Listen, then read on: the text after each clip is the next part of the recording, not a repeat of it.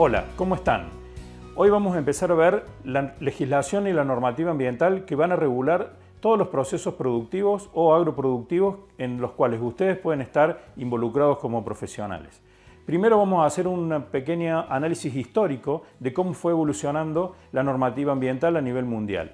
Si nos ponemos a ver por las fechas en las cuales empezaron a surgir los primeros instrumentos de normativa ambiental, podemos decir que en líneas generales toda la normativa es contemporánea, no tiene más de 40, 50 años. Si ustedes recuerdan o han leído, allá por mitad del siglo del 1900, en la década del 40, en la década del 50, con la revolución industrial, lo que interesaba básicamente era producir, generar productos, bienes y algunos servicios. Nadie tenía en mente en ese entonces la necesidad o no de renovar o de cuidar los recursos naturales. Recién hacia finales de la década del 50, inicios de los 60, 1950, 1960, empezaron a aparecer algunos indicadores que a muchos científicos e investigadores comenzaron a alertar de alguna problemática que empezaba a ocurrir a nivel global con el tema del clima y del ambiente. Y estos indicadores tenían que ver, por ejemplo, con los niveles de emisión de dióxido de carbono por encima de los niveles históricos o los niveles normales, muy vinculados a todo lo que tenía que ver con la actividad industrial que se había desarrollado intensamente durante esta famosa llamada revolución industrial. Es por eso que recién a partir del año 1972 sucede la primera conferencia internacional, la Conferencia de Estocolmo, donde, entre otras cosas, y el principio número 1 que allí se estableció, es que el hombre tiene la solemne obligación de proteger y mejorar el medio para las generaciones presentes y también para las generaciones futuras. En el año 1974 empiezan a aparecer los primeros conceptos de desarrollo sustentable, que esto es lo que va a ir generando un cambio cultural, político y fundamentalmente jurídico. En el año 1983, Naciones Unidas crea la Comisión Mundial sobre Ambiente y le encarga la elaboración de un programa a tal efecto. En el año 1987, no sé si alguno recuerda o ha leído, teníamos el gran problema de la capa de ozono, ¿no? Aparecían en algunos sectores no poblados, como por ejemplo los polos árticos y antárticos, esta mancha o este agujero de ozono que lo que hacía era no retener los rayos solares, permitir que penetren mucho más a la atmósfera y levantaba la temperatura en la superficie de la Tierra. Y a partir de ahí empezaban de a poco los derretimientos de los glaciares. Este fenómeno era producido básicamente porque en todos los aerosoles que nosotros utilizábamos se ponían gases que afectaban esa capa de ozono. Entonces, este protocolo en el año 87 lo que estableció era eliminar todas las sustancias, fundamentalmente en los aerosoles de uso común, que podían afectar la capa de ozono. Y si hoy ustedes compran un desodorante o cualquier producto que esté en aerosol, van a ver que dice que están realizados con gases que no afectan la capa de ozono.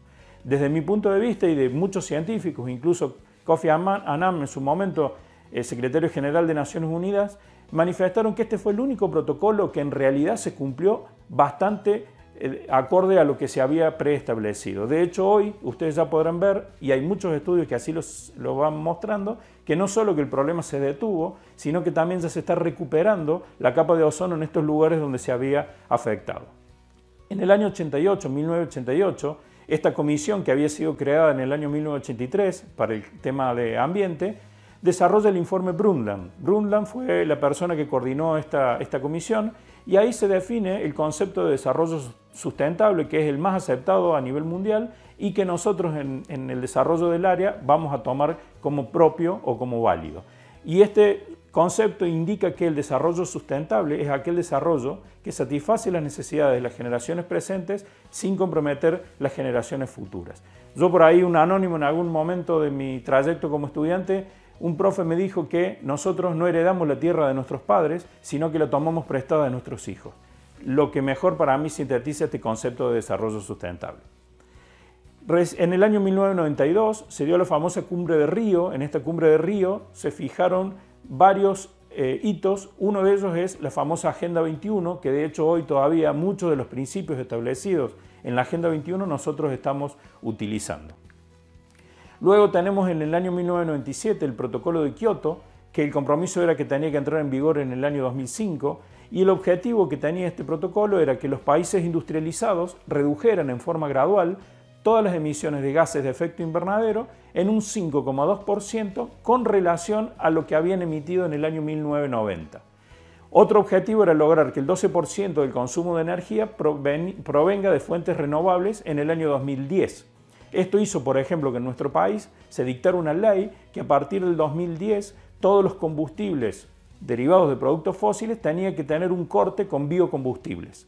Situación que no se cumplió estrictamente en el 2010, pero hoy ustedes, todos los combustibles que nosotros estamos utilizando, tienen un corte con algún biocombustible, puede ser de alcohol, de soja, de etanol, de maíz, de lo que fuere. En el año 2002, la cumbre de Johannesburgo establece las tres variables estas que seguramente ustedes han visto con el ingeniero Sánchez e integran el desarrollo sustentable, lo que es el crecimiento económico, el desarrollo social y la protección ambiental, que no solo tiene que ser a nivel local, sino que tiene que ser a nivel nacional, regional y global.